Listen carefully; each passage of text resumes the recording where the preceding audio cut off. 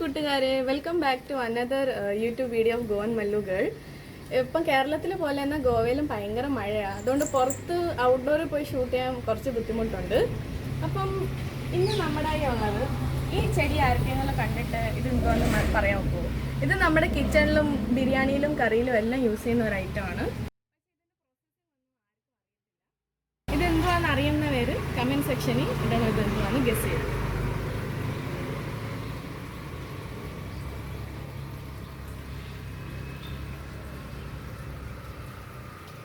ഈ കാണുന്ന മരങ്ങളൊക്കെ ഞങ്ങൾ കുറേ വർഷം മുന്നേ നട്ട് വളർത്തിയതാണ്.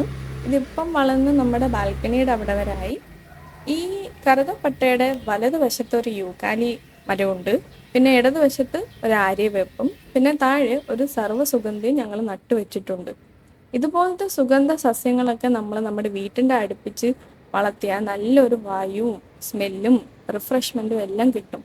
അപ്പം നിങ്ങൾക്കും നോക്കുമെങ്കിൽ ഇങ്ങനത്തെ സുഗന്ധ സസ്യങ്ങൾ നമ്മുടെ വീടിൻ്റെ അടുപ്പിച്ച് വളർത്താൻ നോക്കുമെങ്കിൽ നല്ലതായിരുന്നു.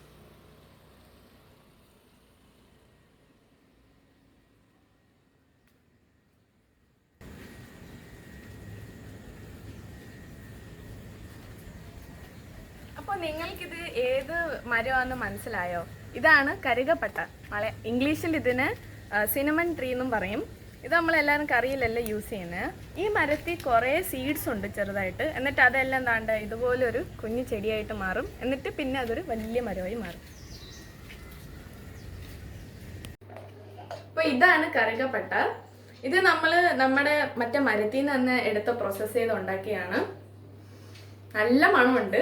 ഇത് നമ്മൾ ഒരു മരത്തിൽ നിന്ന് നമുക്ക് 3-4 ഫാമിലിക്ക് കിട്ടാനുള്ളൊരു ഐറ്റമാണിത്. ഇത് കുറേ നാൾ, ഇത് നമ്മൾ 1 വർഷമായി ഉണ്ടാക്കിയിട്ട്. ഇത് കുറേ നാൾ നമുക്ക് യൂസ് ചെയ്യാൻ പറ്റും. ഇനി കറുകപ്പട്ട നമ്മൾ ആ മരത്തിൽ നിന്ന് എങ്ങനെ എടുക്കുന്നതെന്ന് ഞാൻ പ്രോസസ്സ് കാണിച്ചു തരാം. അപ്പൊ ഞാൻ ഇതിൽ നിന്നൊരു ബ്രാൻഡ് ഇപ്പം വെട്ടി കാണിക്കാമെന്ന് വെച്ചതായിരുന്നു, പക്ഷെ ഇപ്പം ഭയങ്കര മഴ. ഇത് മഴ തോന്നിട്ട് ഞാൻ കാണിച്ചു തരാം എങ്ങനെ.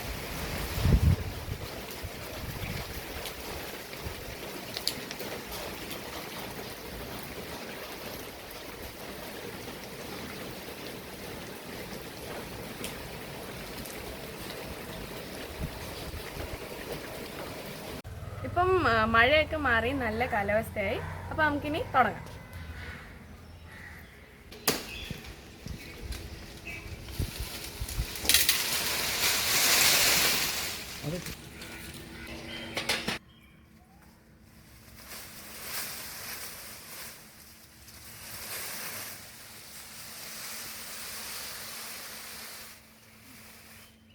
നമ്മൾ ഈ മരത്തിൽ ഇപ്പം ചെറിയൊരു ബ്രാഞ്ചാണ് വെട്ടിയെടുത്തത്.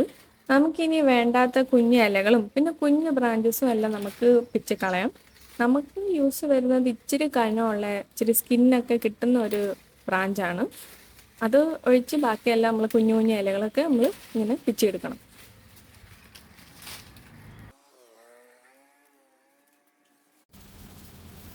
ഇനി നമ്മൾ എടുത്ത ബ്രാഞ്ചസിൽ നിന്ന് ഇതുപോലെ നമ്മൾ പുറവശത്തെ ലെയർ ഒന്ന് നല്ലപോലെ ചുരണ്ടി കളയണം.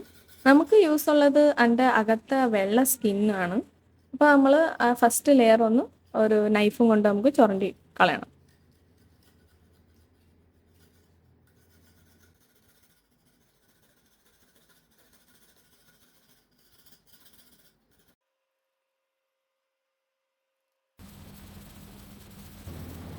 ഇതുപോലെയാണ് നമ്മളിത് ക്ലീൻ ചെയ്തെടുക്കേണ്ടത്. ഇനി നമ്മൾ ഇതിനകത്ത് 2 സർക്കിളുകൾ ഉണ്ടാക്കണം, ഇച്ചിരി ഗ്യാപ്പ് വിട്ട്.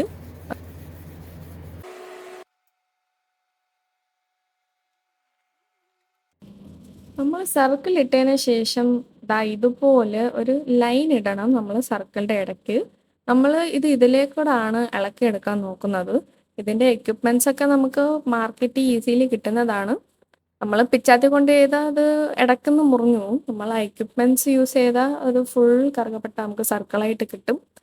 പിന്നെ നമ്മളിത് സെയിൽ ചെയ്യാനല്ലല്ലോ, നമുക്ക് കറിയിൽ ഏത് ഷേപ്പിലെ സൈസിൽ ഇട്ടാൽ ടേസ്റ്റ് ഒരുപോലെയാണ് വരുന്നത്.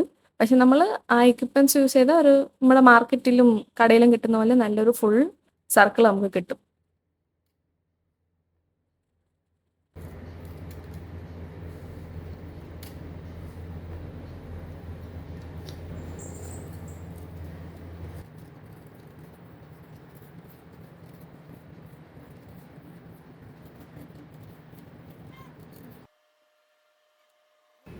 ഈ കമ്പിന്റെ ഇനി ഒന്നും ആവശ്യമില്ല, നമ്മൾ ഇതിനി കളയാൻ പോവാ. ഇത് നമ്മൾ വലിയ തടിയിൽ നിന്ന് എടുത്തത് കണ്ട് ഇതുപോലെ വലുതായിട്ട് കിട്ടും.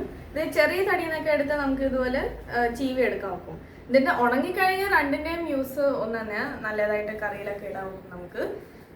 പിന്നെ ഇത് നമ്മൾ വെയിലത്തൊന്നും ഇട്ട് ഉണക്കേണ്ട ആവശ്യമില്ല. നമ്മളിത് ഫാൻ്റെ കീഴിൽ അല്ലെങ്കിൽ വീട്ടിൽ തണലത്ത് എവിടെയെങ്കിലും ഉണക്കാൻ വെച്ചാൽ മതി.